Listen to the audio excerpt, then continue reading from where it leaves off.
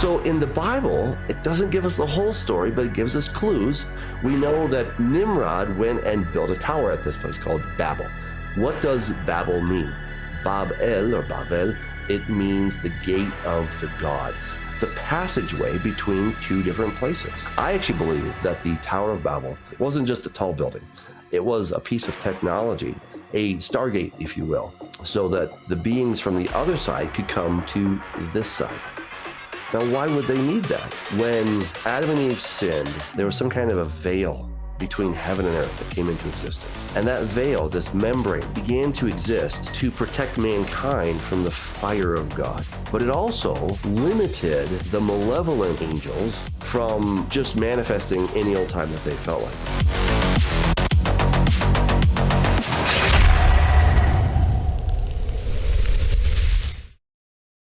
Well, hello and welcome to the Tinfoil Hat Club.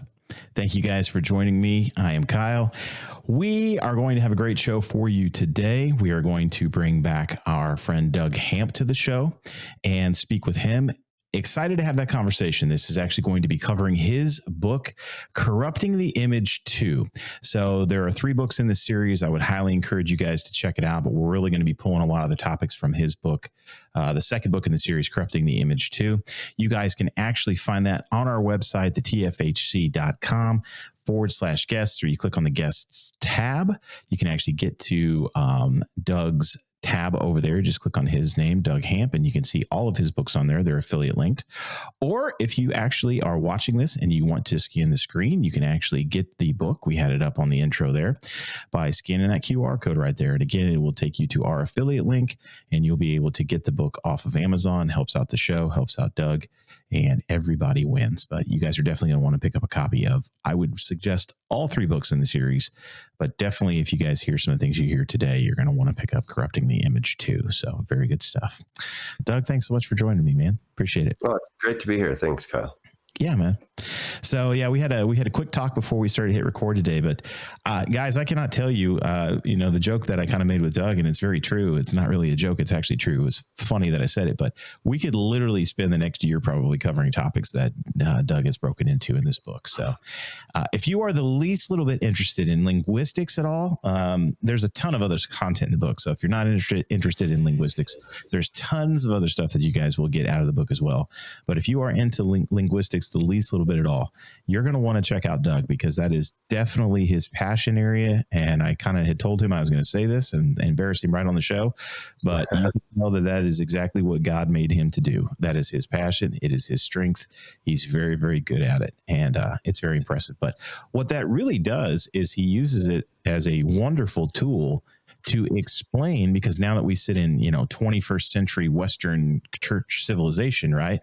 We do not understand all throughout time now, going back however many thousand years, how Satan has been just known by a different name. We know him as Satan, but throughout time, he's been known by all these different nomenclatures, right? All these different taglines and names. And we're going to get into those today because it's really important for us to be able to see that when we read older literature, or we hear things being brought up, about how the Anunnaki created us. You're going to see stuff in there that is completely not true, obviously, and you're going to find out what that comes from. So, the first part of our show today is really going to be talking about Satan and who he is, and breaking down exactly, who we're up against. What is the backstory here? What's the enemy? Who is he? What's he about? How is he created? And that's really kind of the first place that Doug goes in the book. That I kind of want to pick your brain on. So, Doug, are you ready for a fun run? I am ready. Let's go. All right, man. So, like I said, one of the first things that you kind of discuss in the book is exactly what I just said, is who is Satan, right? And you had talked about, how magnificent of a creation he really was by God. You really have to kind of break apart some of the things that are in Scripture. But when you start to do that, and there's not a ton, right? We don't have a ton of backstory in Scripture. So we have to really look at what's there and really take a look deeply at what is being said there. Yeah. And, so if you would just kind of outline who exactly this entity is and how was he created and what are his characteristics? Oh, man. Great question. So, yeah, Satan he's the ultimate bad guy. Everyone has a backstory. Darth Vader has a backstory, right? You think of some of the most iconic bad guys, they have some kind of backstory. And, often they didn't start off as, evil, but through these little choices, they made these different directions, and they went that direction in their life. Satan was created as, well, we don't ultimately know what his name was, but in the ancient world, he was known as Enlil. And in the Bible, we find him known as Hillel. So he was the one that God created to be the prime minister over God, all of God's creation. I liken him to what Joseph was to Pharaoh. Pharaoh says, you're going to be the top dog. Only this throne is going to establish me higher than you, but otherwise you're in charge of Egypt. And that's essentially what God did with Satan. But think about this. The moment that Pharaoh has a child, well, that child is going to outrank Joseph. Even though Joseph is the master of Egypt, Pharaoh's child would still rank higher. And that's essentially what happened with Satan, is that he was the prime minister, he was the vizier, he was, the one who was carrying out all the day-to-day governing activities of God's cosmos. But then God made Adam and Eve in his image and in his likeness, and he gave the keys to them. And, how hard would it be for the prime minister to pull a fast one on the king's kids? I mean, it's not that hard, because they're kids, right? They don't understand all of the operations. And scripture is really amazing when it talks about the creation of Satan, and I think this is where, sometimes people don't appreciate what scripture is actually telling us. So I'm just going to go there in Ezekiel chapter 28, because when you look at it, you're like, oh, well, maybe this is just talking about a human king, but it really isn't. I mean, listen to what God says. He says, you were the seal of perfection, full of wisdom and perfect in beauty. You were in Eden, the garden of God, and every precious stone is your covering, and all these amazing stones. So right there you have it. He was the seal of perfection. That means that he was the standard. He was like the measuring stick of perfection. When I want to know how long a foot is, I go get a ruler, and then I know how long it is, right? That's the standard. And so Satan was the standard of perfection. I mean, that's huge, right? It says he was full of wisdom. He wasn't half full. He wasn't 3/4 full. He was full, 100% full of wisdom. And then he was also perfect in beauty. Now, that one really blows my mind, because I think God is perfect in beauty. So how can Satan be perfect in beauty? I don't know. But you can see when God says these things about him, if God is perfect in beauty and Satan is perfect in beauty, then Satan looks at himself and he's like, dang, I'm good looking. Right? And I think he was looking in the mirror and he's like, wow, I'm pretty amazing, And this is what God says, is that it was the iniquity, because your heart was lifted up because of your beauty, and you corrupted your wisdom for the sake of your splendor.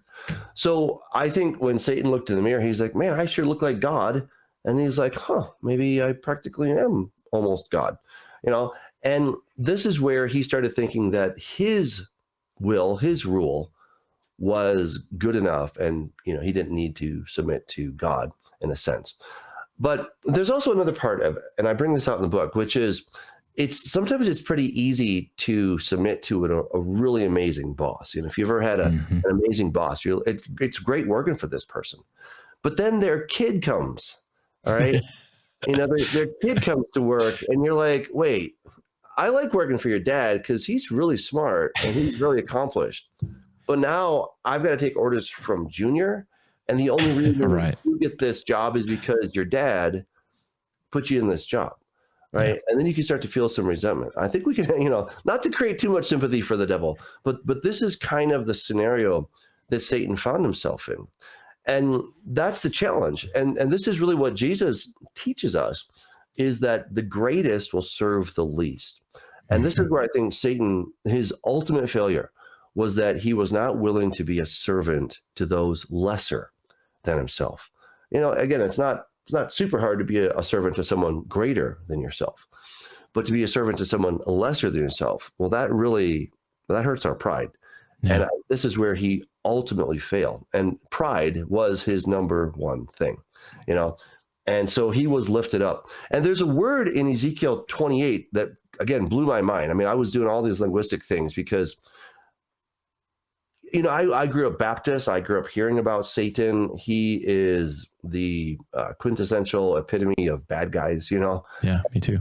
And he's absolutely critical for the story. You know, every story has its arcs, right? And you have the good guy's arc and you have the bad guy's arc. And this is what makes the story really exciting. And the story that we just happen to be living in is really no different. There is an ultimate bad guy. And once we understand kind of where he came from, what he's trying to do, then we're like, oh, okay. And then understanding the end times makes it makes a huge difference for that. And I think if we skip this step, like when I was writing the book, you know, I kind of wrote book 2 and book 3 back to back. I mean, I wrote Corrupting Image Volume 1 back in 2011. Okay. Yeah. And I thought that was all I needed to say about it. But then I started looking and I'm like, there's a whole lot more to say. And so a whole lot more.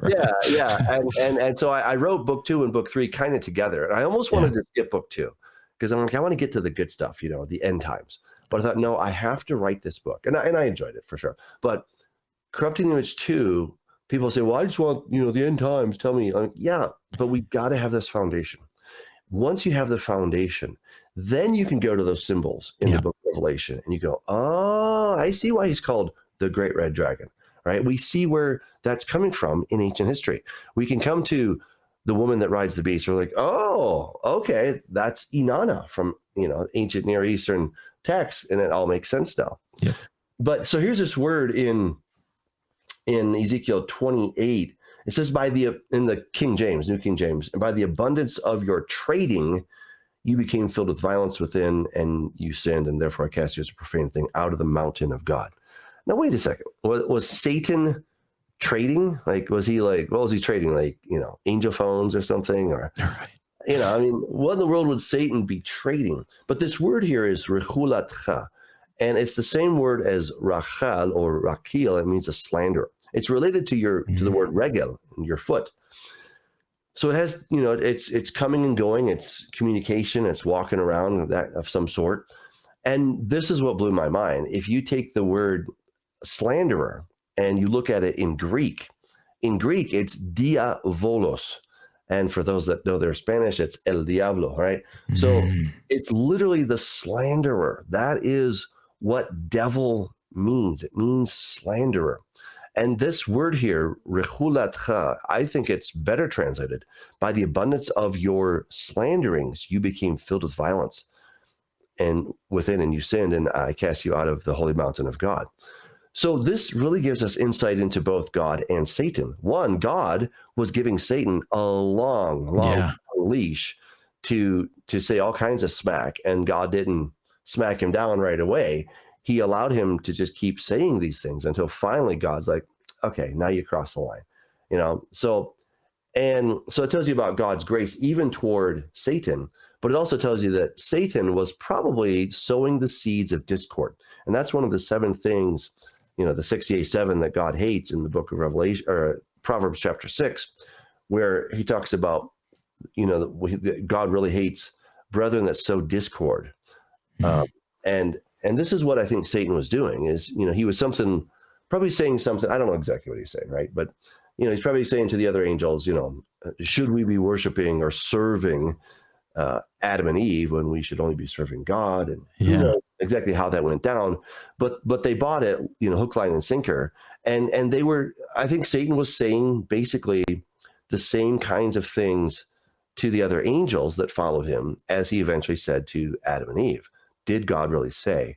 You know, and it's just that subtle character assassination that he was all about. And, you know, and I think, you know, well, he's been doing this for a couple thousand years, right? Several years, right? And, you know, he's obviously very good at it, unfortunately. Yeah. Yeah. So that's kind of the basic background of who Satan is. Now, in this text, in Ezekiel 28, for many, many years, I just sort of took it as faith. Like, okay, the scholars say this is talking about Satan. But then, the more liberal scholars will say, no, it's not talking about Satan. It's talking about the king of Tyre. Right. Which makes no sense. Yeah. And I thought, I really should address this finally, because I can just take it by tradition that it's talking about Satan, or I can really get into the depths of it, and you're never disappointed when you start digging into stuff. That's the beautiful thing about seeking truth, right? Mm-hmm. When you seek the truth and you're willing to dig. All right. Now, some people get lazy. Okay. And the first video they watch on YouTube, they're like, oh, it's truth. There you go. Maybe watch a couple. Okay. Do some research. It's easy to confirm yourself when you're looking to do that. Yeah. That's not truth seeking. That's just, you're trying to verify someone else that has your opinion. So that's a lot of danger that people fall into. Yeah. It's the Dunning-Kruger effect where, we think that we have a tiny bit of knowledge and now we're experts on things. It just doesn't work that way. And so anyway, I started looking into who is this king of Tyre? I'm like, well, this is interesting. Well, it turns out that it's someone known as Melkart, which is Melek Karat, which is the king of the city. And this is a reference specifically to the god of the underworld. I was like, no way, this is crazy, right? So we find Melkart on a bilingual inscription, a Phoenician and Greek inscription in Malta. So that's Melkart on the Phoenician side and Heracles on the Greek side. And I'm like, oh, that's interesting. Okay. So then I start digging more into Heracles, and long story short, it turns out to be Nimrod. This is the problem. You start pulling the strings, you keep finding more strings. Exactly. You're like, oh my goodness, where does it end? And but it all came together, and I was astounded how amazing these bookends were. Remember in Revelation, it talks about how the dragon is going to give his throne, his power, throne, and his authority to the beast. Well, that's exactly what happened in the ancient world. Enlil, also known as Satan, he gave his authority, his power, and his throne to Ninurta, who was the Lord of the earth. I was like, no way. All right, so let's back up a little bit, because the other text that we need to look at is Isaiah chapter 14. Isaiah chapter 14 is talking about the king of Babylon. And again, if you read it, you're like, this isn't a human king. If you think it's talking about Nebuchadnezzar, it's not, because Nebuchadnezzar actually had a great finish, right? He started off as kind of a punk in God's eyes, right? And then he says, oops, mea culpa, I messed up, and the God of the Israelites is the real God, and nobody talk smack about him because he's awesome. Okay? Living like a wild man in the wilderness for 7 years will kind of do that to a man, won't it? He learned his lesson the hard way, but he learned it, he learned it. And so when it talks about the king of Babylon, it cannot be talking about Nebuchadnezzar, the greatest king of Babylon. So who's it talking about? Well, we know that ultimately the one that created Babylon was Nimrod. So it's related to him, but it goes back even further, the one behind Nimrod. And the Hebrew word where it says, how you have fallen from heaven, O Lucifer, son of the morning. If you look at the Hebrew, it says the word Halel. And this is, I have to give credit to my friend, Dr. Bill Gallagher, who wrote a brilliant paper on this, on the identity of Halel ben Shacha. And, I read this thing, goodness, how many years ago? Back in 2005, I think. I mean, it was a long time ago. And I read the paper and I'm like, huh. We won't talk about how that's 20 years ago now, Doug. I know. We're not going to do that. The heart, does it not? Yeah. I know. I was like, oh my God. But I read it and I thought it was a brilliant paper, but it took me a while to really put it into full view, and to fully bring out the implications of this. But when I fully got on board with this, Halel in Akkadian is Elil, and in Sumerian it's Enlil. Now, for those that don't know, Akkadian is a very old Semitic language. It's related to Hebrew.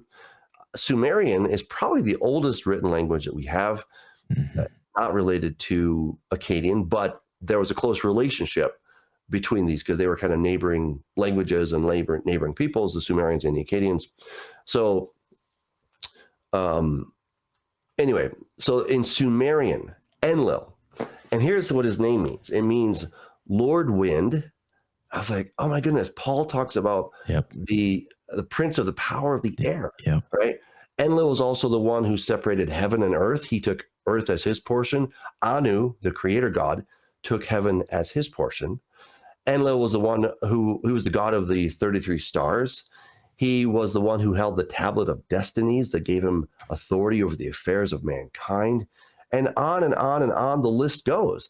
And I was like, oh my goodness, this is crazy, right? So if you're looking for Satan in the ancient world, you will not find him anywhere.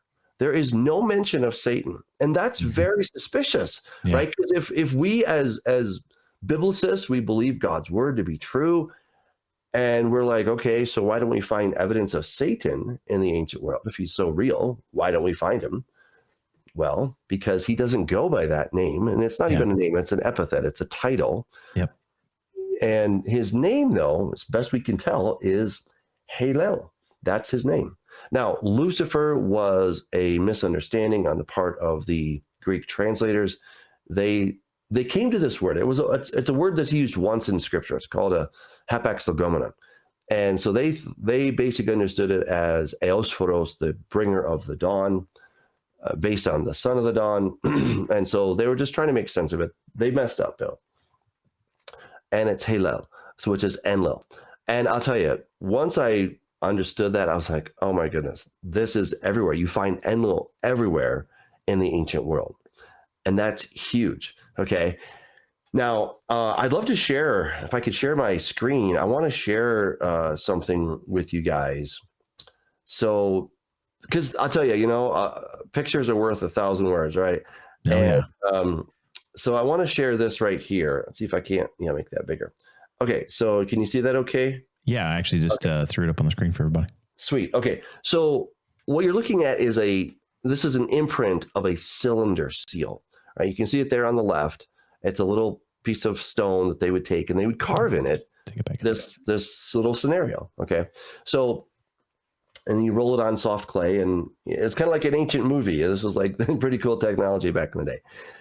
Right. Well, you see this woman standing on a beast, right? She's riding a beast. Where do we hear about this? This is 2200 BC. 2200 BC. Right. And there's a woman riding a beast. Very fascinating. Well, the woman was Inanna, or we'll get to her in a second. And the beast that she's riding, that is called the Anzu bird, but it's a depiction of Enlil, or Satan.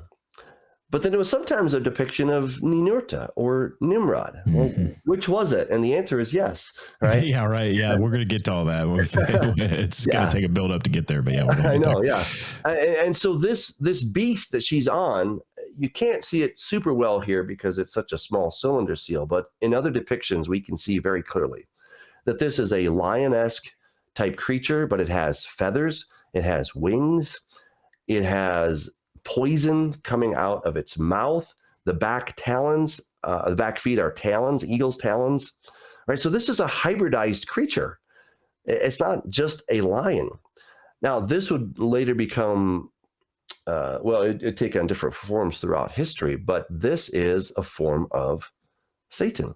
Now, remember that in the book of Ezekiel, it talks about the cherubim, and it talks about how they have 4 faces. One of them is a lion, another's an eagle, one's a bull, and one is a man. I think this is kind of showing some of the different faces of Satan, if you will. But, that's another story. So this is 2200 BC. The woman on Enlil is Inanna. She's queen of heaven. That's literally what Inanna means. And she's talked about in Jeremiah. Jeremiah talks about the queen of heaven. That's Inanna, and later known as Ishtar, Ashtoreth, Astarte, various names. But once you just trace them all back, you're like, oh, okay, this is just all kind of the same dude. I'll show you another picture of the Anzu bird so we can get another look at that. Can you see this new one that I just shared? I cannot yet, no. Okay, but it's kind of interesting because when you look at what the Anzu bird looks like, you can definitely tell it's kind of like going to be the forerunner to a dragon, right? Like a Chinese dragon, or like what we would think a dragon would look like now. Yeah. Well, let me share this other one because it's really cool. By all means. To see it. I'll just pull it up really quick. All right. So yeah, this is the Anzu bird. So there you can see it with a whole lot more detail. And yeah, that's good. Eventually it's going to morph into a more dragon. Yep. It's type. Pretty close right there. Yeah. Right. I mean, yeah. And so if you look at the Ishtar gate, those are the gates from Neo Babylon. Mm-hmm. They're now in a museum in Berlin. And I had the privilege of going and seeing them in person. I didn't quite realize the significance of, I knew they were significant, but I'm like, oh, well. And the dragons, and so kind of more dragonish, more lion, those are all on the Ishtar gate. And they're a red dragon, by the way. Yep. And okay, I got to share one more because, well, you're like, share away, man. This is good stuff. Yeah, Go absolutely. ahead. Because once you That's what see you're here it, for, brother. you can't unsee it. Yeah, that right there is, this is the god Nergal. All right, and I don't want to get into all the different names because we don't have time to get into all that. But Nergal was one of the gods of the dead, a god of the underworld. But this is basically the same thing as the Anzu bird. All right, and so just over time, it just morphed a little bit. This one is a little bit more horse features. But if you remember from Revelation chapter 9, it talks about 200 million horsemen, and it says the shape of it says 200 million locusts. And then it says talking about the horsemen. So you're like, wait, is it locusts or is it horses? And the answer is yeah. Okay. Well, okay. So then it has a scorpion's tail. It has wings. It has a man's head. And then we see that it has a lion's head. It has also another tail with the head of a serpent. And, I'm looking at this because this is both the fifth trumpet and the sixth trumpet. I'm like, what kind of creature is this? I just don't, is it two creatures or is it one creature? Because there's a whole lot of similarities between them, but then there seem to be some key distinctions. Like one has the tail of a scorpion. Then the other one has the tail with the head of a serpent, right? So which one is it? Well, I did something and I kind of overlaid them. I thought, what if we just take the fifth trumpet and the sixth trumpet and put them together? What kind of creature would we get? And this is exactly the creature. Yeah. It's exactly right. And so this is from a Kudura stone, 1200 BC. This creature, and again, it has the wings. It's got the scorpion's tail. It has a serpent head phallus. All right. Now, the word tail and phallus are exactly the same word. Okay. Just a little word to the wise. And it's a little bit hard to see here, but it has a man's head and it has a lion's head and it has a bow.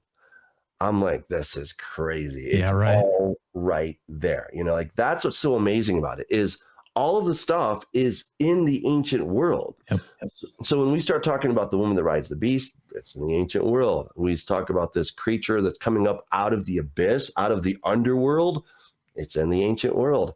When we see the great red dragon that is going to give his authority to the beast, this is all from ancient history, right? And that's why it's so important to go back into ancient history because, somebody was recently telling me, well, the book of Revelation is a book of symbols. I'm like, yeah, I know. But our job is to decode the symbols. That's right. So how do we decode the symbols? We have to go back and try to understand what those symbols meant in their day. And, just to kind of a case in point, when Jesus took the disciples to Caesarea Philippi, here's something that no good rabbi would ever do, right? Yeah, exactly. But he takes his disciples to Caesarea Philippi, and he says that the gates of Hades will not prevail. Now, in Christian theology, a lot of people think that, we're gonna take our swords and go to the doors of Hades, and we're gonna bang them open, and they're not gonna be able to withstand us. That's not what it meant at all. They were expecting the first century Jewish apocalyptists were expecting the gates of Hades to fling wide open. And they were expecting the creature that I just showed you. They're expecting 200 million or, hordes of these things to just come flying out, shooting their arrows. That's what they were expecting in the first century. So it's like, so what Jesus was actually doing is saying, hey guys, that's not going to happen right now. I know that was the plan. Yep. I know that's what Satan had in mind. He was going to, he was going to open up the gates of the abyss. He was going to let out these crazy creatures. And, it's not going to happen. I'm putting a kibosh on this whole thing. Right. And then Jesus goes to the top of the mountain. Mm-hmm. What's the high mountain right next to Caesarea Philippi? Mount Hermon. It's Mount Hermon. Yeah. I mean, oh my goodness. And so he goes up on top of this mountain, which had been Satan's mountain since time, almost since, time immemorial. And I think he was kind of pulling a fast one on Satan. I think he was doing a misdirection. It was a decoy, mm-hmm. And so Satan's thinking, oh my goodness, the Messiah has finally shown up. I've tested him. He's the real deal. He clearly has power. This is it. We're going to rumble. This is the one that is predicted to crush my head, and I'm not too excited about it. So I think Satan was mustering his forces. He was getting ready. He was going to open up the gates of the abyss and probably try to overwhelm Messiah, because he thought, this is it. This is D-Day. This is Armageddon. It's coming. Right, here we go. And Jesus is like, nope, not going to happen. But because he needed Satan to do a few things, he takes 3 of his disciples on a secret mission. They go to the top of Mount Hermon. He says, don't tell anybody about this until after the Son of Man has resurrected. And they're like, huh? Right. And so they get up there. It's quite a trek to the top. It's 9,000 vertical feet you have to climb. That's a lot. Yeah. Right? That's a lot. And, people here in Colorado, they do 14ers, but they all start at like 12, right? They started going back. I mean, I've done it, and it's still a massive trek, but you can do a 14er in, up and down. You can probably do that in about 4 or 5 hours, right? Depending on your speed. But 9,000 feet, that's a lot. And so he takes them up to the top of Mount Hermon. There, Moses and Elijah show up. And I think Satan's freaking out. He's like, oh no, this is not good. All right, let's get a little water. There's so much, right? There's just so much in there. There is. Yeah. Right? The other thing that you did in the book that I was like, good, there's at least one other person that's crazy like me that kind of thought the same thing, was one of the things that as I was reading and just been studying more, I started to realize that during the temptation, I fully believe, as do you, clearly after reading your book, that you believe, which makes a ton of sense. Why would Satan take him anywhere else during the temptation, the 40 days in the wilderness, right? Takes him to a high mountain to oversee everything. This whole kingdom can be yours. Absolutely fully believe that was Mount Hermon. No doubt in my mind about it. Yeah. And I think that's why there's even an extra element of kind of knife diggings, antagonistic poking, if you will, from Christ here, because it's like, hey, here I am, I'm back. And I'm going to basically declare now where you brought me before. I don't need to take your deal. I can just do this myself. And you're not going to be able to stop me. Yeah. There's an interesting point too, that another thing about that is it's kind of, I believe it's at that particular point that he tells Satan to get behind him. And which is exactly I think if I remember scripture correctly, I believe that's the temptation, which is exactly the exact same thing he says to Peter. Right. He says, get behind me, Satan, because Peter was trying to tell him that, you can't do these things. You can't die. You can't do, all this. Yeah. It was at that same place.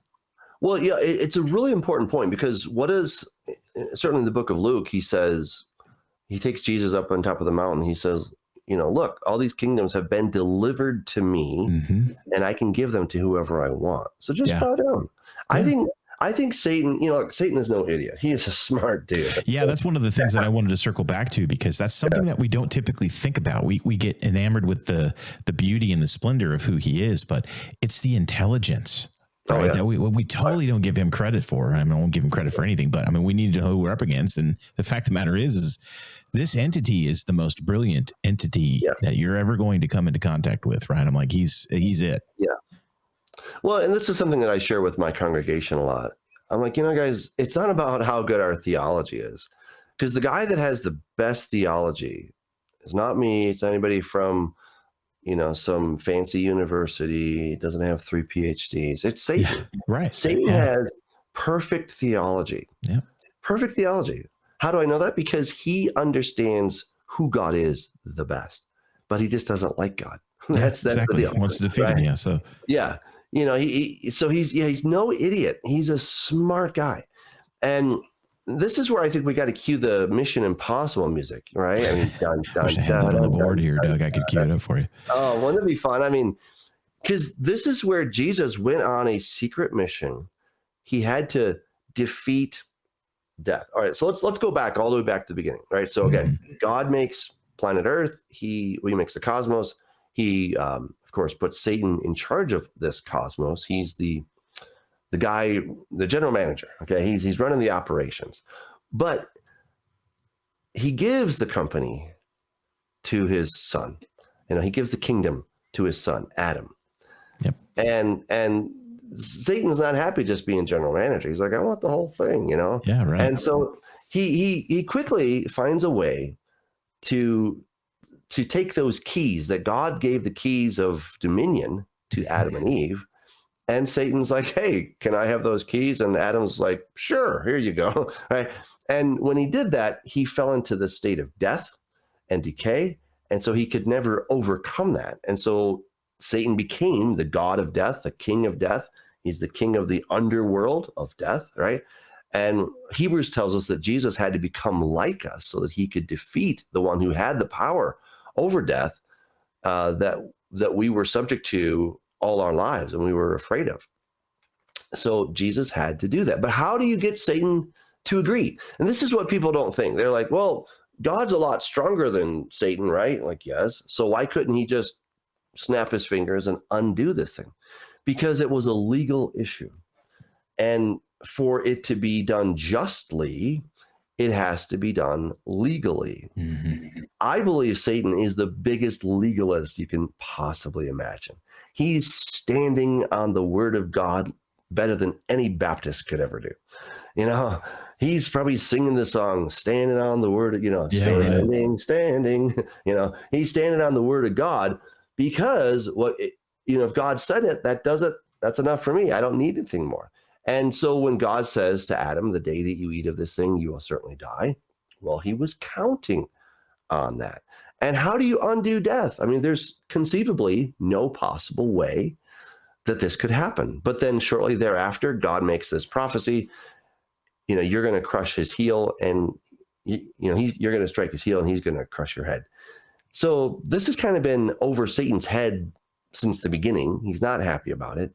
He finally sees that the Messiah has come in the form of Jesus. That's why he tests him to see if he really is the real deal. It was actually Dr. Michael Heiser who put it in such eloquent language like that. And I totally agree with him. And so then he, on top of the mountain, he's just like, hey, Jesus, I know why you're here. You're here to save mankind. And, you're here to let us all sing Kumbaya again and give us hope, give them hope. That's fine. We don't have to fight about this. All this stuff has been delivered to me. I'll give it to you. No problem. I just have this one tiny little request, just this tiny little request. Just bow down, And just bend the knee. Yeah, just bend the knee and it's all yours. Okay. Yeah. No questions asked. Just bend the knee and it's yours. And I think theoretically, Jesus could have taken that deal. Yeah, I do too. Think, had he done that, we'd all be singing Kumbaya. We'd be having this wonderful utopia on planet Earth. But there'd still be one little problem, that death, even if it were forestalled, right? If we could delay it by centuries and maybe even millennia, it would still be over us. Yeah. There would still be the price that had not been paid that would somehow get us in the end, and Satan would still be the king over this world. So in order to defeat the authority of Satan, and this is in the ancient world, it was known as the Tablet of Destinies. That's why it's so interesting to study the ancient record. So remember, Satan or Enlil is the one who separated heaven and earth. And it was Anu, the creator god. Anu means heaven. So Anu, the creator, heavenly god, he takes heaven, and Satan takes earth. So of course we have the flood. We're going to fast forward past all of that because that's in a different book, but in book one. But So the flood happens, the Nephilim are wiped out, but then it says there were Nephilim on the earth in those days and also afterward. Also afterward. And I was like, that's a really important word right there. Also afterward. That's right. So, but it doesn't really give us a lot of description. And then the next big thing that happens in Genesis 1 to 11 is, well, the Tower of Babel. And who establishes the Tower of Babel? Well, there's this guy named Nimrod. And it says that Nimrod was a mighty hunter before the Lord. Now, Nimrod's name means let's rebel. I just can't imagine any parents saying, I know, right? What should we call him, honey? How about little rebel? Yeah. I mean, I don't call him total jerk. It'll be great. Yeah. So I think it's much more of an epithet than it is a name. Yeah, I agree. The Bible doesn't always give proper names, but it gives epithets of what this person is like, what this character is like. Yeah. And he was definitely the rebel. Now, when we take the root letters of Nimrod, it's Mem, Resh, Dalet. Mem, Resh, Dalet means, Marad means to rebel. But what we find is this name is all over the place. We find it in Marduk. We find it in Martu, the god of the Amorites, where God says to Abraham, know that your descendants will be slaves, and in the fourth generation I'll take them out, because the iniquity of the Amorites is not yet complete. And the god of the Amorites was Martu. That Martu also translates into the god Mars, or Martes in Espanol. We get the word murder from that same root. We find Marad all over the place. This is, in Akkadian, he was known as Nin Urta, which means Lord of the Earth. Urta means earth. It's the same word in Hebrew, Eretz. It's actually the same word as earth. It's all just related. Yeah. It's kind of wild. And then the word Nin is related to like Enlil, which means Lord Wind. It's related to Inanna, which means Queen of Heaven. So, and it's also related to Enki, which means Lord of the Earth. That's in Sumerian. In Akkadian, it was Nin Urta. He was the Lord of the Earth. And I think the Bible is saying, no, you're not the Lord of the Earth. You're actually just this rebel guy, Yeah. And what's wild about this is, again, we're talking as time goes on that these myths and traditions of what was going on, it kind of progresses. So Enlil, he takes the Tablet of Destinies, he takes it from Anu, and then over time, he's going to eventually give this to his son, Ninurta. And I'm like, well, that's interesting. And I also came across some scholars. So this isn't Doug making this up. This is other scholars who, are experts in Akkadian, Sumerian. They're like, Ninurta is, in fact, Nimrod. I'm like, oh, well, that's pretty interesting. So Ninurta and Nimrod, exactly the same person. According to the ancient Mesopotamian texts, Enlil gave the Tablet of Destinies to Ninurta. You're like, okay. So in the Bible, it doesn't give us the whole story, but it gives us clues. Yeah. We know that Nimrod went and built a bunch of cities, right? Calneh and Ur. He also built, of course, the first one, Babylon. Excuse me. Or Babel, and he, of course, then they built a tower at this place called Babel. What does Babel mean? Babel or Babel. It means the gate of the gods. Gate of the gods. You're like, oh, okay. So the gate of the gods. Well, what is a gate for? Well, it's a passageway, right? It's a passageway between two different places. So if they're going to build a gate to the gods, then this is going to be some kind of a passageway. I actually believe that the Tower of Babel was some type of technology. It wasn't just a tall building. It was a piece of technology, a stargate, if you will, so that the beings from the other side could come to this side. Now, why would they need that? Well, I think something happened during after the flood that, well, I would even go back to creation, or not creation, but the fall. When Adam and Eve sinned, there was some kind of a veil between heaven and earth that came into existence. And that veil, this membrane, the cosmic curtain, call it what you want, it began to exist to protect mankind from the fire of God. But it also limited the malevolent angels, the fallen angels, from just manifesting any old time that they felt like it. Mm-hmm. And so that's a real benefit to us, because if they could just show up any old time, do whatever they wanted, well, that might kind of create some problems. Yeah. So anyway, after the flood, I think Satan was quite limited, and he was trying to find a way to continue to have that communication, that exchange between humans and the gods, the fallen angels. And so this tower became that nexus point. And in the ancient literature, we hear that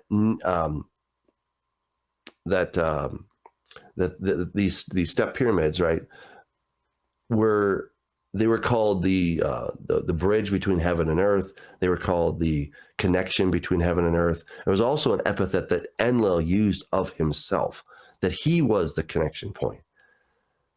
But, so that's what these ziggurats were representing. Nobody thought that they were going to build a tower tall enough and then they could. Right. It's not about some magically tall building, which, when you read scripture, that's kind of the way for us to, like, again, 21st century Western, Christianity. It's like, oh, they were building these really tall buildings, and God's like, oh, if they can build tall buildings, man, nothing's going to stop them now. So let me go take care of that. That's right, it's so far more complex than that. Yeah. And they didn't think they were going to touch the sky or something like that. Yeah. They understood what they were doing. They understood that this was advanced technology, and they were trying to create some kind of a portal between heaven and earth. And what's amazing is that this guy Jacob, he goes for a walk, he's running from his brother, and he finds this place called Beit El, the house of God. And then he has this dream, and he sees angels ascending and descending on this ladder. And then later, a couple thousand years later, Jesus shows up and says, hey, you think that was impressive? Wait till you see the Son of Man, that angels are going to ascend and descend on the Son of Man. So Jesus is saying, no, I am the connection between heaven and earth. Yeah. So like when you start to see the counterfeit and like how counterfeit it really was. And then finally the King of Kings comes along and says, no, guys, look, all of that is counterfeit. I'm the real deal. I'm the one that allows you to have communication between heaven and earth. Don't find it in Babel in any way, shape, or form. So, again, there's just all these little things that you start putting two and two together. You're like, wow, that's just phenomenal, right? Yeah. It's just so phenomenal. One of the other things that I do want to go back a little bit before the flood. And if you guys are enjoying this, again, I can't recommend this book highly enough. This is from Doug's second Corrupting the Image book. There's 3 in the series. I encourage you to get all 3. But we're talking really today about some stuff in Corrupting the Image too, which is just a fantastic read. So you can scan the QR code on your screen or go to the TFHC.com and click on guests, and you click on Doug's tab and you'll see his books there. But I want to go back pre-flood, because this is kind of when we get to Nimrod, and this was really interesting that you laid it out this way, that I really enjoyed. Satan, okay, we've tricked Adam and Eve in the garden. Now what, right? Now, how do we continue this corruption and this, because we know, right? God's laid down the gauntlet. We're going to have there's going to be a seed that's going to come, right? And it's going to be a threat to me. So, and my dominion over this place. So what am I going to do to pick up my war, path now and further the game? And one of the first things that we see, because by the time we get to Nimrod's almost like plan B, right? Before we get to Nimrod, plan A, which I'd never really thought of it from this perspective, because we always think of it as a standalone event in Genesis 6 with the Watchers, is he's behind this too. And one of the most fascinating things that you did in the book, and again, linguistically, it was a perfect example of, you had kind of mentioned before we hit record about, it's one thing to just kind of throw theories out there, but what are we going to do to back this up? Almost like you said, you used a great example of like trying this in a case, in a court of law. How would we back this up with evidence, right? And one of the things that you presented forth was that Satan is actually the one that is behind the decision that we see in Genesis 6 of the Watchers to do this deed that they have taken an oath in order to do this on Mount Hermon, have intercourse with women, create this offspring progeny that is not of, earth. It's not of heaven. It's this hybrid that is not going to be soul driven, right? As we would know it from a human to a human. And so I just kind of want to spend a quick minute just kind of diving into plan A, because this is his first kind of plan after the garden to further corrupt things. And I just want to dive into that for a quick second and then talk about what we know of on Mount Hermon and the tablet that we have found in the temple on Mount Hermon that speaks to this event. So if you would, feel free. Oh, absolutely. Yeah. You're summarizing, and I start thinking of all these connections. And I really enjoy Lord of the Rings, which is kind of cool. And I really appreciate how Tolkien talks about Morgoth. All right. So Morgoth is before Sauron. And he was the one that really corrupted the planet. He kind of sewed himself into planet Earth, if you will, and it just corrupted everything. And it's such a great analogy. And I really think that's what the Bible is talking about. The language isn't quite as cool as Tolkien, right? And you got to do a whole lot more digging. But it's basically the same scenario, right? So let's think, what is Satan's ultimate goal? Well, I think it's to be king over the earth forever. Yeah. And, he's happy to have a stalemate otherwise with God. Like, okay, you can have heaven, sure, fine, but I get earth. And that seemed to be pretty amazing. Like he tricked Adam and Eve. He got the keys of Hades, and he got the tablet of destinies, which I think is the tablet in Revelation chapter 5. He did all that. He tricked mankind, and it was based on authority. And then what he wanted to continue to do, because there was this prophecy that there's going to be this seed of the woman who's going to crush his head. And that's why I think he was so gung-ho on trying to corrupt mankind. Because if the seed of the woman, who needed to be a pure human, not a perfect person, but a pure human anyway, genetically speaking, if he could corrupt that seed, then it would seem that there would be no way that God could fulfill the prophecy. And I talk about that at length in Corrupting the Image, Volume 1, for those that are interested. I go into lots and lots of detail about the genetics and all that stuff, really fun stuff. So then I started thinking about it even more in book 2, because I'm like, okay, what would be, like, how would he do this? As far as I can tell, this veil between heaven and earth really limits any bad, malevolent beings from just passing through anytime willy-nilly whenever they feel like it. So how is it that the angels came down, the B'nai Elohim, how do they come down and mate with women? So what I suggest is that when they came down, they were not yet fallen. I agree. Kind of like when Satan went into the garden, he definitely had evil in his heart, no question about it, but he had not pulled the trigger yet. I liken it to Minority Report, where you can get in trouble for a future crime. Yeah, right. You said that in the book too, I remember. Yeah, but in God's economy, you gotta do the crime before you do the time, and you don't get in trouble for something you haven't done. You've only thought about it, but you haven't done it. So to use the analogy, Satan goes into the garden. He's got the gun. It's fully loaded. He intends on pulling the trigger, but he hasn't pulled the trigger yet. And I don't think that he was actually a fallen angel at that point. And it would explain why Adam and Eve, when they saw this Nachash, this snake, they weren't freaking out. Oh no, a talking snake. Whoever could this be? Maybe we shouldn't take advice from him, Eve. This really sounds bad. But this was the trusted vizier, the general manager, the prime minister of God's entire kingdom. They knew him. They weren't surprised by him. They're like, oh, it's you. And they trusted him. And I think that's why it was so easy to deceive them, because they trusted him. Yeah. And they're like, well, okay. I mean, you're saying that God said this or that, the other. I mean, sure. Okay. I mean, now, and of course it wasn't what God said, but that whole thing of twisting it, et cetera. So then once once he starts having these 200 or however many it was that came down, they were trying to now create or recreate humanity in their own image. And this is where we come back to Mount Hermon. So Mount Hermon means it's basically an imprecation. An imprecation is that you're taking a curse, you're putting a curse upon yourself if you don't fulfill an obligation, right? May this happen to me, and more so if I do not fulfill my vow. Mm-hmm. That was kind of the ancient formula for an imprecation. And so this mountain was known as Mount Hermon, Cherem. It means to curse yourself. And it was known by that name as far back as we can possibly go. And on top of Mount Hermon. Imagine that, Doug. I know. The stele was found. So a stele is often, it's made of stone of some sort, limestone or something. It's still very heavy, but it has an important message on it. And it was found at the top of Mount Hermon. Again, that's 9,200 and some feet. That's a long way up to carry a piece of rock. And there was this little temple up there. And on this stele, it had this inscription.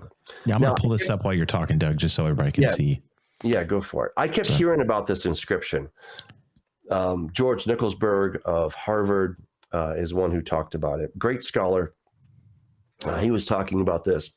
And I thought, this thing has got to be significant. But the way it was translated did not make sense to me, because it said, according to the command of the great and holy God, those taking an oath proceed from here. And I'm like, wait, why would these angels who did something bad, why would they take an oath according to the great and holy God? Right? I mean, why would they take an oath in the name of Yehovah? I mean, Yehovah doesn't want them to do this. He judges them quite severely for what they do. So why would they take an oath in his name? So I thought, okay, I need to look at this thing. So I found it on, the British Museum website. There it is. You can actually see this thing. Yeah. And I'm looking at it. It's in all uncials for those who are, kind of geeky as well. So it's all in all caps, basically. And I'm reading this thing. I'm like, this doesn't make any sense. It doesn't say what they say it says. All right. And so I'm looking, according to the command of the great, that's where we got as far as that far. But I'm like, but then it doesn't make any sense. It's actually said Bo Batios. And I'm like, what is Bo Batu? I'm just staring at these words. I eventually figured out the Bo is a Greek prefix. It means bull or ox. I'm like, okay. But that has been translated as, great and holy. I'm like, yeah, not quite. But the other word, which Dr. George Nicholsberg, Charles Warren, who actually found the stele, the British Museum, they all translated as holy. And I'm like, no. So I, of course, I ask another friend who's also a Greek scholar, and I'm like, am I seeing things? Or, because it doesn't look like hagios to me. This is not the word hagios. He's like, no, it's definitely not the word hagios. It's the word batu. I'm like, okay. I'm like, thank you. So I'm looking in every Greek lexicon I can possibly think of. It just is not a Greek word. That's just the bottom line. All right. So I'm scratching my head. I really didn't expect to get into this huge study of this word. Like it totally took me by surprise. Sometimes you get into research, you kind of have an idea of where you're going to go, and there's always a couple surprises. But isn't that funny? Because for me as a reader, that was one of the coolest parts of the book. It's just kind of it was one of those things where it's like that makes a ton of sense. Yeah, but I tell you, I was pulling my hair out, man. That's funny. You did a great job, though. Because I was just like, this doesn't make any sense, man. I just can't make sense of it. Let me share my screen. I'm going to share the two different inscriptions on how they both tried to translate and they got it wrong. Right. I'll stop sharing mine so you can share yours. Feel free. Okay. I'll add it. That you got it there. Cool. Yeah. So in red it says bow. That's the Greek word bow. That probably means bull or ox. I'm like, okay, I can deal with that. But the one in the black square, batu, that is not the word hagios or hagiu. And no matter how I tried to look at it sideways, upside down, I'm like, that just doesn't say that. So I find this word and I'm like, it's not Greek. What do I do with it? And at the same time, I'm studying about Enlil. I'm studying about all these different things. And so in Akkadian, Akkadian and Sumerian, there was what was known as a logogram. A logogram was kind of like a cartouche, if you're familiar with Egyptology. Each the movie Stargate, you'll know what a cartouche is. Yeah, there you go. Yeah. It's kind of like the Nike swoosh, right? It's your logo. Okay. Yep. So so important people and specific deities and whatnot had their own logogram. So Enlil's logogram, it's basically just two arrows kind of pointing at each other. It's quite simple, actually, in its origin. But the way you would pronounce it, what you would call the symbol, it's kind of like the golden arches, right? The golden arches sounds nothing like McDonald's, but that's what the symbol is. It's the golden arches, and the swoosh doesn't sound like Nike, but that's what it is. It's a swoosh. So the name of the logogram was Bad, B-A-D. And the way you pronounce it was something different. Okay, that was it was Ug, okay, which meant death. I'm like, death, it means death. That's crazy. And so Bad is the name of this symbol. So I'm looking at this thing, I'm coming up with this hypothesis. And so I reached out to a guy out of Finland, and I thought, am I crazy, or could this be possible?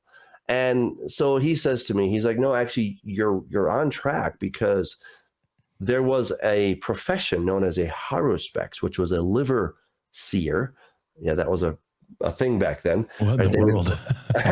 I know they would take a liver from a sheep or something, and cut it open, and then the haruspex, the liver seer, would tell the king, yes, you should go into battle, because by examining this liver, I can tell your future, that you're going to come out successful or something like that. I mean, it's quite crazy. But this had been this profession had been imported into the Italian peninsula. And so we find this thing. Why am I talking about the Italian peninsula? Because I found this word batu and I found an inscription in the Italian peninsula. I found it on Mount Hermon, and I found it in the Italian peninsula. There was Jupiter Batios, or Jupiter Batios. Okay. So I'm like, okay, this is really weird. Yeah. I found it in the Messapian language. I know too many details, but it's hard to unthread it all. Okay. No, it's complex, because, and when you read the book, you did, like I say, you did a really good job with this, because you can't just go in there and just shoot off what you think it means. You got to, like you said, you got to provide the backstory to it, or it's just going to get tossed out, right? They're going to shred you and they're going to throw you to the side. So you had to provide the evidence on how you got there.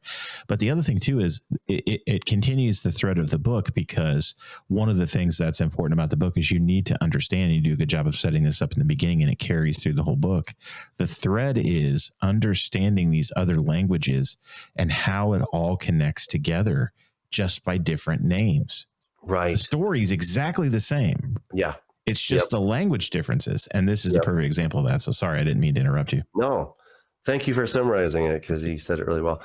Yeah. Like that was the thing. Like I kept finding Satan by a ton of different names. And once you understand that all these other names are either Satan himself, or it's a knockoff on Nimrod, like your mind is blown. Yeah. Okay? Right. And then you go to the book of Revelation, and it talks about the beast who was in the abyss, which is the underworld. And he's going to come out of the underworld, out of the abyss, and he's going to kill the two witnesses. And then the dragon, Enlil, Satan, is going to give the beast his power, throne, and authority. You're like, oh my goodness. And then there's this woman that's riding a beast that shows up. We've been here before. We've seen all these things. It's not new. And so the way to decode the book of Revelation is to go into the ancient world and understand what these symbols actually meant. Yeah. What makes it even more difficult, because I think you kind of ran into this in this particular case, is you now have cultures that are colliding together, and are mashing language together, which makes it even tougher, because then you're kind of creating things that aren't necessarily found before, and it's the first time. So that's definitely when you see this inscription on the stone, that's kind of where you wound up, I know. So please finish explaining. Yeah, well, no, absolutely. So I find this word again, the way they would say the logogram was Ug, but the name of the logogram, just like the golden arches, right? When I see the golden arches, I don't think, oh, golden arches. I think McDonald's, right? But I know the name, that golden arches, and that's so the same thing with this logogram. When you saw it, you said, oh, Ug, and you thought, this is Enlil. Ug means death. And then, of course, you thought, but then the name of it was actually Bad. So long story short, I get confirmation that this actually could be a loan word that's from Sumerian. And so now the translation becomes by the decree of the greatness personified bull god, Batios, those taking an oath proceed from here. And it's like, oh, that just drives it home, because it wasn't just some random thing that these angels are like, hey, I got this idea, why don't we just go try this? Now it ties it directly back to Satan, and he's been the mastermind over these things the whole time. And I think that's really important. I mean, it's not just some renegade group of angels, or like, let's try it, see what happens. Right. Satan. No, he's got a kingdom, and sometimes I hear these comments from other commentators. They're like, oh, there's all these other guys and they're fighting against one another. And I'm like, yeah. I mean, I've got a fellow scholar. He's a good friend of mine, and we've both done some research on this. And he kind of introduced this other god that has all the amazing Satan powers. And I'm like, well, why not just make it Satan? Like, just take out the middleman. Because the way the Bible describes Satan is, again, he's perfect in beauty, full of wisdom. He's the perfect standard of all things. It's describing him. So why not just let him be him? And he's the one who is really running the show. He has lots of generals. Yes, he's got lieutenants and captains. Yeah, all that stuff. But he's the one who's in charge of, Satan's kingdom. And the Bible makes it very clear that Satan and his angels, he's the one who's in charge of this, not some other dude who's vying for power. I just don't see that. And no matter what we call the puppet master, when we pull the curtain back, it's the same thing. It's the same entity, and it's him. Yeah, that was a fresh take that I never thought for, because like you, digging into this, and I've kind of reverse engineered, my whole faith growing up Baptist too, and then starting to get into Genesis 6 and diving in, and then that's the launch point, and then you get in there, but then that cracks the door open for all this other study, and then you get into all these different things, right? That's like the gateway opens up, and you start to dive in. Yeah. And it's funny because as you read this, and you kind of talk about Satan's powers about midway through the book. Because we don't think of him that way either. That's another thing we don't think of. All the things that he's actually capable of doing. It's kind of frightening, actually.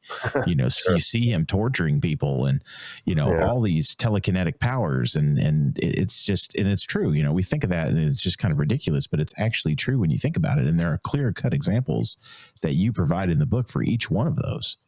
And we don't think of that.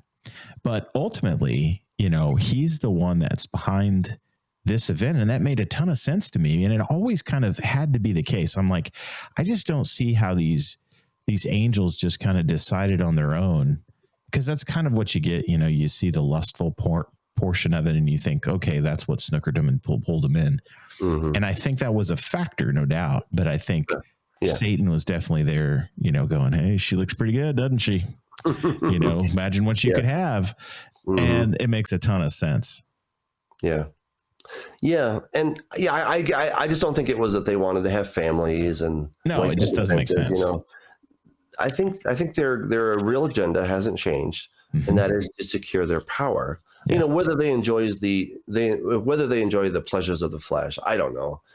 I think that's rather secondary to their main cause, which is we have to cement our power, and we can become gods, as it were. We can be worshipped by humanity. And we don't have to submit to, the King of Kings decrees. We can do our own thing. And instead of serving these humans, they can serve us. Yeah. I think one other final straw that I kind of saw in here too, and I had written this down to ask you, but we're kind of naturally getting it out there and the conversation has evolved anyway. And I think we see this. I don't want to get your take, but it seems this way in both instances with Satan. This I think was a big point of contention. And I also think for the watchers deciding to go along with this plan, this was probably a big point of contention too, because it is referenced so heavily, is, here we have, especially in Satan's case, you have this supreme entity, that has been given all of these powers, and we are definitely seemingly lesser in his eyes. And then God goes one further and goes, and you know what? You can create and make more of you. And I think for him, and I think for the watchers, that had to be really a nail in the side of their head. You know what I mean? I think that had to be, for me anyway, I don't get, like I said, to get your take, just had to be just one of the final nails in the coffin of like, this isn't cool. No, I think you're absolutely right.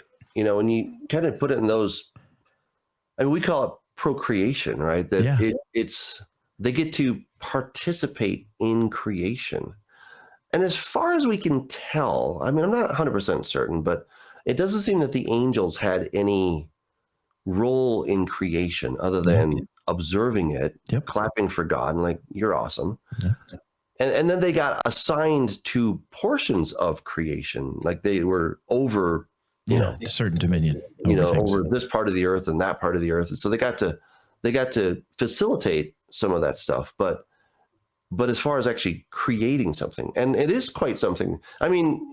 Procreation is quite normal and natural. It's not like we don't think of it as miraculous because it's so ubiquitous, but it is miraculous. It is, that God he would imbue that possibility in us, that we could then create, little ones of our own nature. And when you start having your own little ones, you're like, wow, this is really a lot of fun, Yeah, it's neat. It's amazing.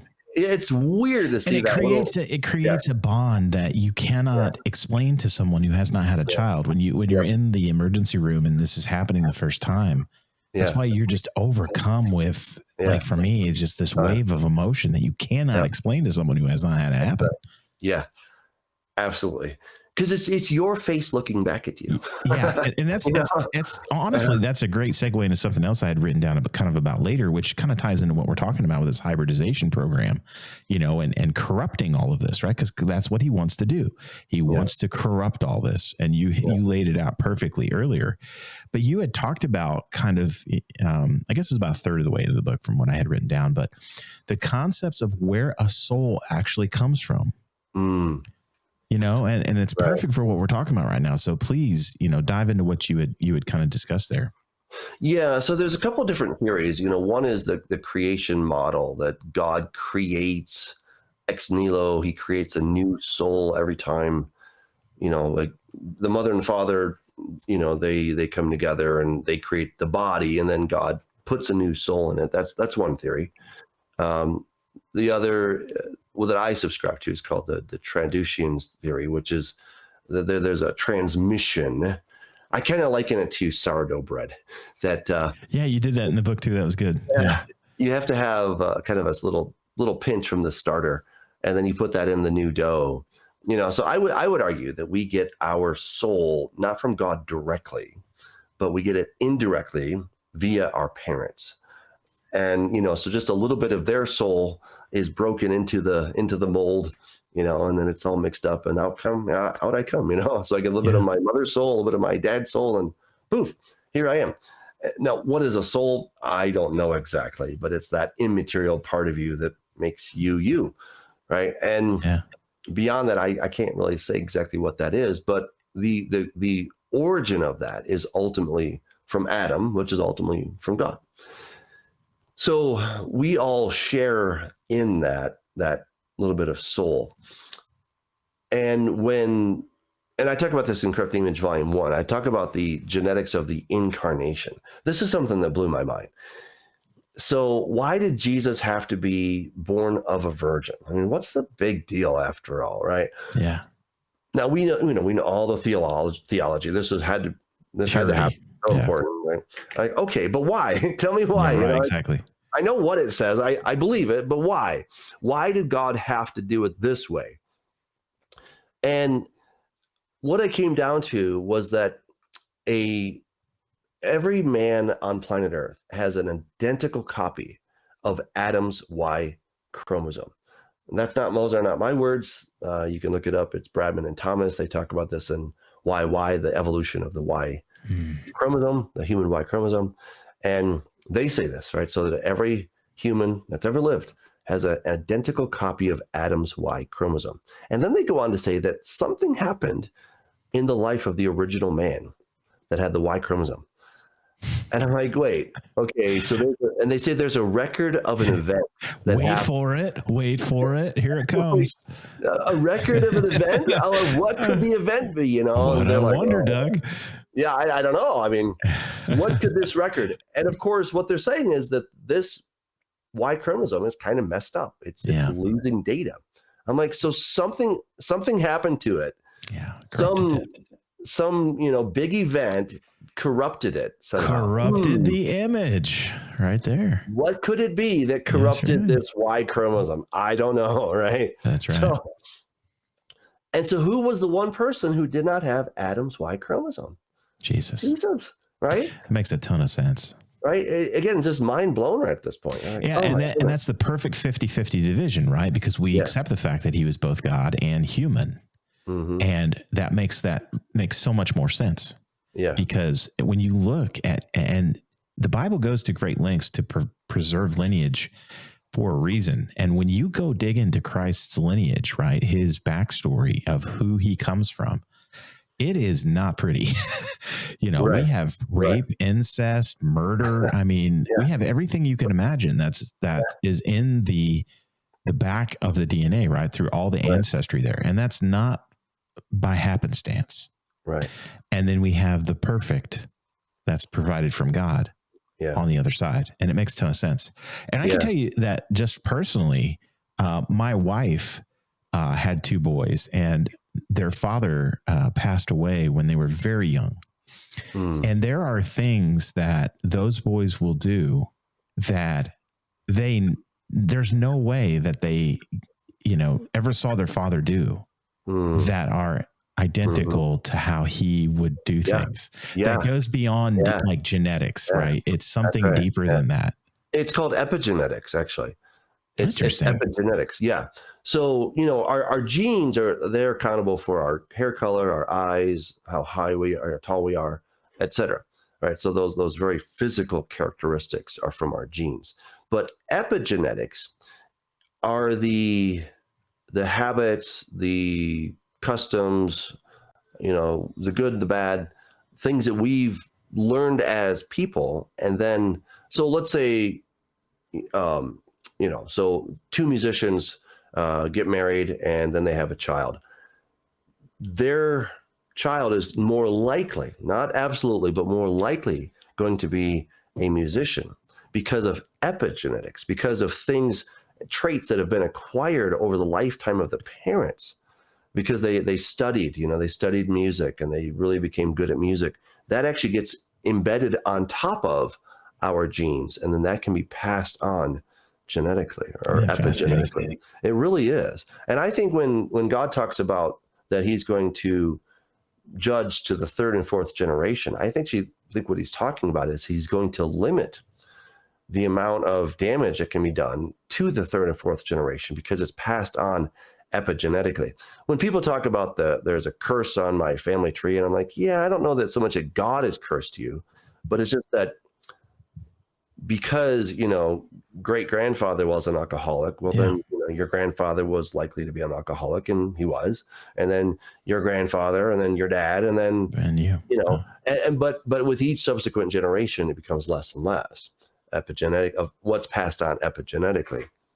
And we just understand that from Mendel, how, less of the thing is, whatever that trait is, with every subsequent generation, there's a little bit less of that trait that is going to be there.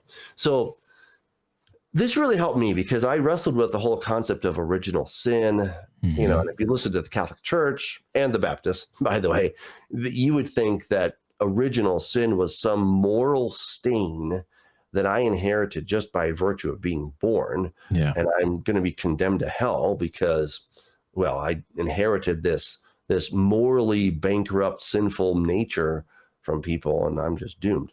When I really think what it's talking about is genetically, I'm just messed up. Yeah. I'm a copy of a copy of a copy, and there are errors in our code. And with every subsequent generation, we have a couple more errors that are introduced until eventually, we're all just totally messed up. Hence the decaying and the promise that we would eventually only live 120 years. Yeah. And I think the same thing has been done to the earth. Would you agree with that too? I would agree. Yes, yeah. I would agree. Yeah. And now, because I have a messed up genetic code, then what Paul talks about, the desires of the flesh and the weakness of the flesh. It's, again, if we take it out of the spirituality stuff where it's all ethereal and you can't really understand it, and you just put it into basic genetics, you're like, oh, okay, I'm fallen, which means that my code is screwed up, which means that I am now going to die. And so now there are natural hungers that my body takes on because I thirst, I hunger, right? And my body's literally falling apart. And so and to counter that, I have to then do things to counter this death, literal death that's in me, this degeneration, decay, falling apartness, whatever you want to call it. The body is saying, hey, we got to take care of some stuff here. And then because of these hungers and desires, now I'm more likely to do things that are not great toward my neighbor. I instantly, when you said I thirst, I instantly thought of Christ on the cross when you said that. And it's funny that you said what you did in the follow-up too about sinning, because what do? They give him the wine vinegar on the sponge and stick it in his mouth, and he spits it out. Right. It just is an interesting thing that you just said there that I instantly thought of that. Yeah. Well, and speaking of Christ on the cross, right? So kind of getting back into Corrupting Image Volume 2. Yeah. So Satan. I got another segue we're going to take here on the DNA route after you go here. So okay. Well, so we talked about Batios, but also another name for Mount Hermon was Bashan. Yeah. Right. And there was a god or a really tall giant named as King Og. Yeah. And in Sumerian, his name was Ug, death. And according to Ugaritic texts, the god of Mount Hermon was the god of death, and Ug, right? And he also had headquarters in Ashdod and Edrei, exactly what the Bible says about King Og, who probably stood around 15 feet tall, something like that. And no, so then I get all these cool things, right? But I know, right? Now you know why I said what I did, man. This could be like a 55-part show. You made it hard, dude. But it's good stuff because it does. And it's so beautiful, man. It's such a beautiful thing when you get to, especially with another brother, it's been such a blessing today to dive in and start to peel back the layers of the onion. But the funny thing is, like, there's no core to the onion. The onion just has layer after layer after layer. Exactly. And eventually it's like, I got to just stop this book because I can keep writing further. Yeah. You probably, like you said, having just sat down myself and started writing a book, I did exactly what you did. I can just see it, man. I've experienced it. I started to write and I wanted to talk about this particular topic, which was like the afterlife. But how do you properly do that without getting into a lot of what we're talking about? Right. You can't. It's like, it's impossible, because what you're getting ready to go with Christ, is a whole nother show, right? About the descent into the afterworld, underworld, Sheol. That's a whole thing that we don't understand nowadays in the church. The whole thing, like I said, that's a whole nother show. But I'm sorry to interrupt you. So please continue. Not at all. Well, I was just going to say in the book of in Psalms, right? So Psalm 22, where he says, Eli lama shvaktani, my God, why you forsaken me? It then now says that it says many bulls, which is the word like spiritual bulls. It's not just cows or right, but it's actually it's a reference to spiritual bull or ox like beings. And it says, many bulls of Bashan have surrounded me. And you're like, wait, what's he talking about? And what I think is happening is because Mount Hermon was also known as Mount Bashan in Psalm 68. And it's in Psalm 68 where it says, this is the mountain that the Lord has desired. And, this is now his. And so I think he was reclaiming it when he did the transfiguration. Satan freaked out. Mm-hmm. He's like, oh no, I've got to make sure this guy dies. Hey, you got to go, bro. You got to go. You got to go. And so then Satan personally oversaw the betrayal of Jesus. He says he entered into Judas. He became known as the son of perdition. Mm-hmm. And he made sure Jesus was put on the cross. And in the book of Psalms, it says that many bulls have surrounded me, like they gape at me with their mouths like lions. You're like, wait, when did that ever happen? Yep. This was happening in the spiritual realm. I agree. That's what's so crazy. These demons, these fallen angels, they were just gaping their mouths. They're like, ha, ha, ha. So you're going to crush his head, are you? You're going to defeat our king, are you? Yeah, look where you are now, Messiah. Something like that. I mean, I'm making all that up, but they were mocking him. Yeah. And we can't even see it. Only David could see it through the spirit of what was going to happen to Messiah. Right? It's just mind blowing. Yeah. Again, that's why we have to cue the Mission Impossible music, because here's your mission if you choose to accept it. Is go, don't tell anybody what the real mission is.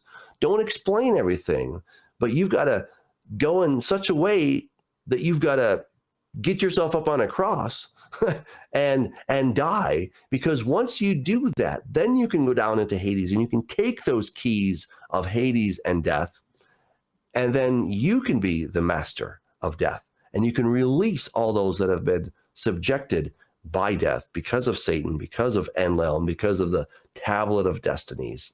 Right. And then this takes us into Revelation chapter 5, right? Talk about the thread that you can never stop pulling. Yep. I mean, oh my goodness, that scroll at the right hand of the Father, that I think was the tablet of destinies, and Jesus bought it back. Yep. That's why John was weeping. And there's nobody found worthy to open nobody's worthy.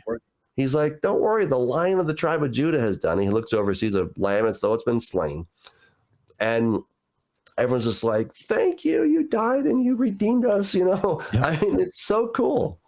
Yeah, we have I think you had an instance where you could, and you even, I think, said this in the book too, where the veil, he's being able to see, right? Like we can't normally see beyond the veil, and he's able to see at that particular point. And the other thing too is I think Stephen had a moment there too, clearly, where he could, as he was being stoned to death. I think that was absolute what was happening with Stephen. And I think you even agreed and said so in the book too. Yeah. It's an amazing thing, dude. And, I know we're pretty much out of time. So I wanted to go, and we're going to have to save plan B, a little bit deeper dive into plan B for the next time. But this is, here's a little teaser for everybody. So we're going to have Doug back for what plan B was with Nimrod, because there is more going on with that event than you can ever dream of on the surface, right? It's just, there's way more going on. But when you understand the idea that Satan's goal here, remember what the goal is to corrupt mankind so that we can't have this perfect seed come and crush my head, right? And that's just a continuation, because what happens with plan A, well, God literally flushes it down the drain. Mm-hmm. If the flood happens, that all gets wiped out. But then, and Satan's clever. He's got all these entities that are now roaming the earth, right, that he can use as well. So there's lots of stuff going on there. But one of the things about DNA, because Satan is, again, the master of how the DNA works. So if I could, I just want to read the story of Chris Reno from your book. Would you be okay with that if I did that? Sure. Yeah. Yeah, it's a quick couple sentences, but it explains a little bit how DNA works. And this is ultimately exactly what we see in the case with Nimrod and Satan. So here's your teaser to have Doug back. So now he doesn't have a choice. In 2020, Chris L., which we're going to keep him unnamed, right, of Reno, Nevada, learned that 3 months after his bone marrow transplant, all of the DNA in his semen belonged to his donor. It's crazy. The DNA in his sperm was not his. It was that of his German bone marrow donor. According to the article, Chris became a chimera and is on record as saying, I thought it was pretty incredible that I can disappear and someone else can appear, or in this case, reappear. Yeah. Right. Kind of shocking. And that's exactly what Satan knew this. He's not stupid, right? He already knew this before we ever found out about it. And so he's going to use this tactic to corrupt the image. So there you go. Yep. There you go. Dude, thanks so much for coming on, brother. We went a lot of fun places and we got more to go. So you'll have to come back. I would love to. Yeah, there's a lot more to explore. And, tons more. And it's so good, man. It all comes to a head, and yeah. Well, that's going to be like show 57 when you when you come back to 57 time. But we better do it before that. It all comes. It all falls apart. Amen, bro. And I don't know how much time we got left, but I tell you, I don't know when you watch the news. When I watch the news, it ain't looking so hot as far as how things are going. It's kind of funny. There's a little thing right back here, right? We got the clock back here, and ultimately, it's always set at like 2 minutes to midnight. The doomsday clock or whatever. So that's anytime you watch the show, it'll always be set to like 2 minutes to midnight. So there you go. Good. But yeah, I can't encourage you guys enough. Go pick up Doug's book, Corrupting the Image, Part 2. Pick up all 3. You're going to enjoy all 3, man. He lays it out. There's a ton of stuff in there.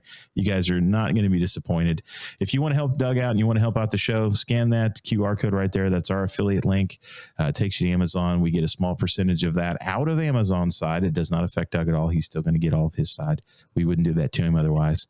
Or you can go to our website, thetfhc.com, and click on guests. And then you can click on Doug's tab, and then you can get all of his books there, not just Corrupting the Image 1, 2, and 3. He's got other stuff as well.